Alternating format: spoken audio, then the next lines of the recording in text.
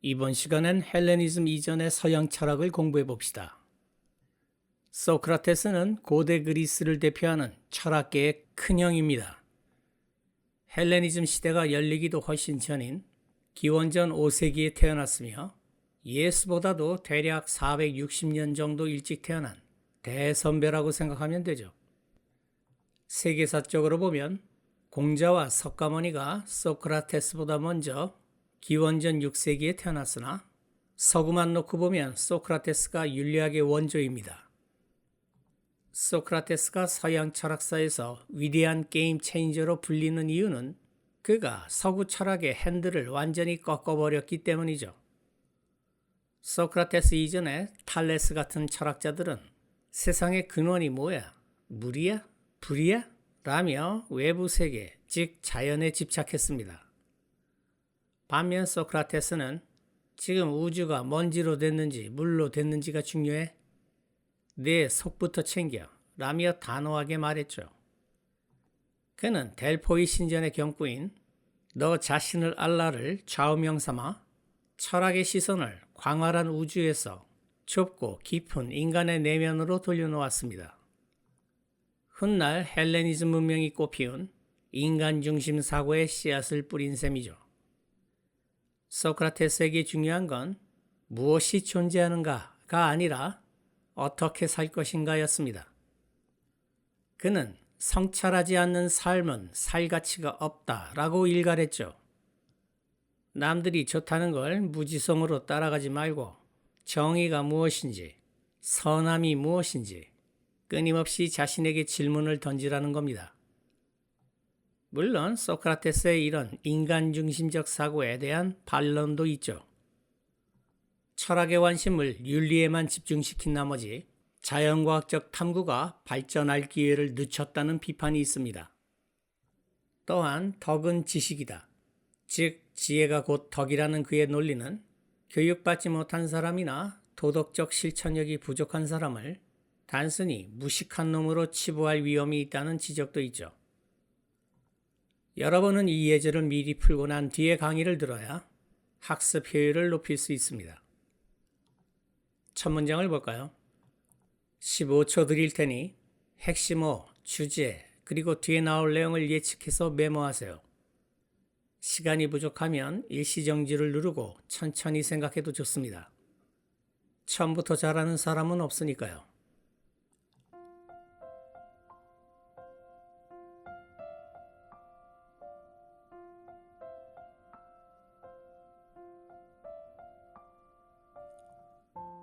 이제 나와 맞춰봅시다.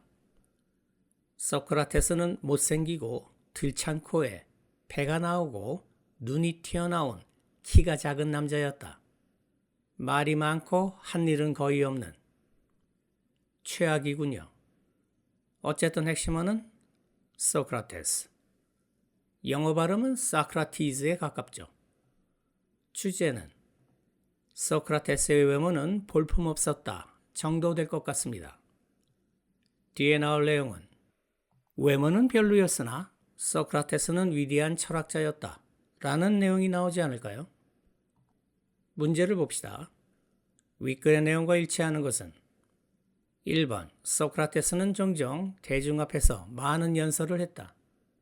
2번 플라톤은 소크라테스의 유고작을 출판했다. 3번 소크라테스는 완전히 정직한 사람이 아니었으나 위대한 철학자였다. 4번 생생한 소크라테스의 모습이 플라톤의 대화에서 드러났다. 내용 일치 문제이기 때문에 아직 정답을 결정할 수 없습니다. 계속 읽어볼까요? 그는 출판된 어떤 것도 쓰지 않았다. 소크라테스는 책을 쓰지 않았고 따라서 출판하지도 않았다는 뜻입니다. 그러나 우리는 그를 알고 있다. 고대 세계의 가장 훌륭한 철학자 중 한 명으로 아마도 아테네가 낳은 위대한 인물 중에서도 가장 위대한 인물로. 아테네는 그리스의 수도입니다. 고대 문명의 발상지이자 헬레니즘을 이끈 도시로 유명하죠. 그의 이름은 감탄, 명예, 존경을 받을 만한 가치가 있다.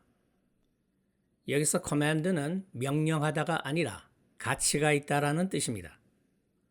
그의 천재성 때문에 그는 유명해졌고 그의 미덕 때문에 그는 사형을 선고받았다.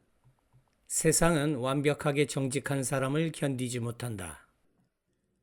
여기서 for는 전치사로 이유를 나타냅니다. stand는 서다라는 뜻이 아니라 참다, 견디다 라는 뜻으로 쓰였죠. 소크라테스의 뛰어난 논리는 많은 추종자를 만들었지만 동시에 기득권층은 그의 철학을 도전으로 생각했습니다. 법정에 끌려간 그에게 내려진 죄목은 청년들을 타락시키고 국가의 신들을 믿지 않는다라는 것이었죠. 그는 자신의 철학적 신념을 굽히고 살기보다 정의를 지키기 위해 독배를 마시는 죽음을 선택했습니다.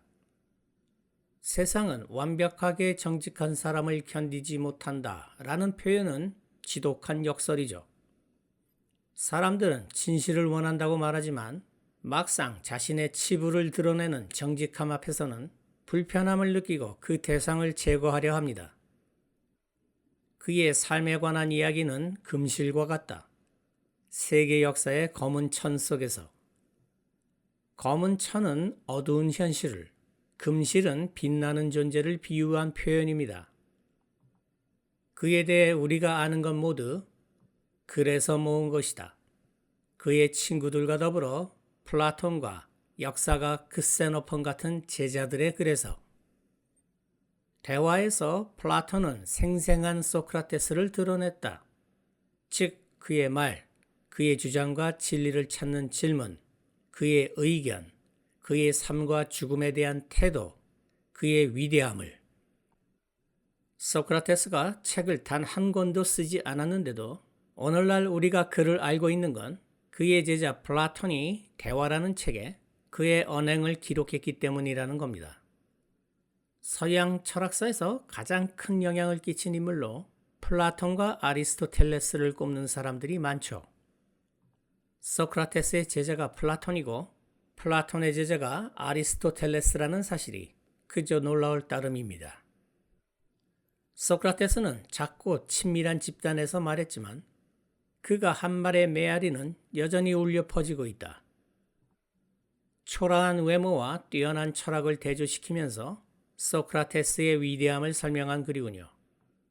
다시 핵심어는 소크라테스.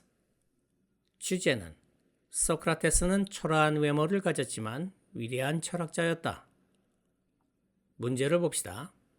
마지막 문장에서 소크라테스는 작고 친밀한 집단에서 말했다라고 했으므로 보기 1번은 틀렸습니다. 보기 2번은 유고작이라는 표현이 틀렸네요. 유고작이란 저자가 생전에 완성하거나 집필 중이었으나 발표하지 못하고 세상을 떠난 뒤에 남겨진 작품이죠. 보기 3번에서는 정직한 사람이 아니었다가 틀렸습니다. 정답은 4번.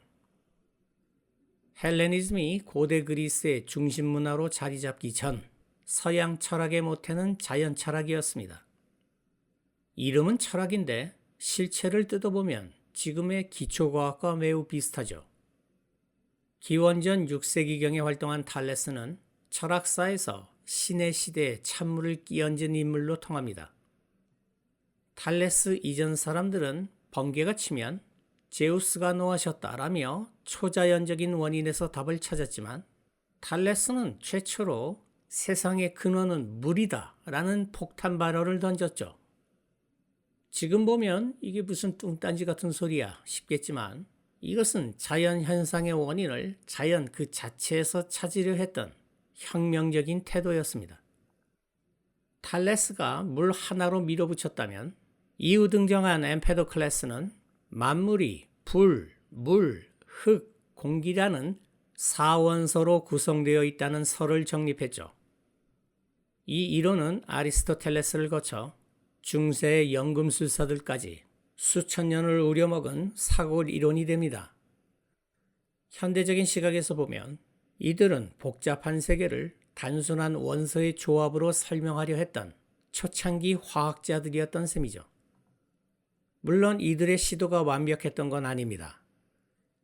이들은 관찰과 추론에 뛰어났지만 현대과학처럼 실험을 통한 검증 단계는 부족했죠. 또한 세상의 물질적 구성에만 몰두한 나머지 그래서 우리는 어떻게 살아야 하는가라는 인간 존재와 윤리 문제는 뒷전이었습니다. 이 갈증을 해소하기 위해 뒤이어 등장한 인물이 바로 소크라테스죠.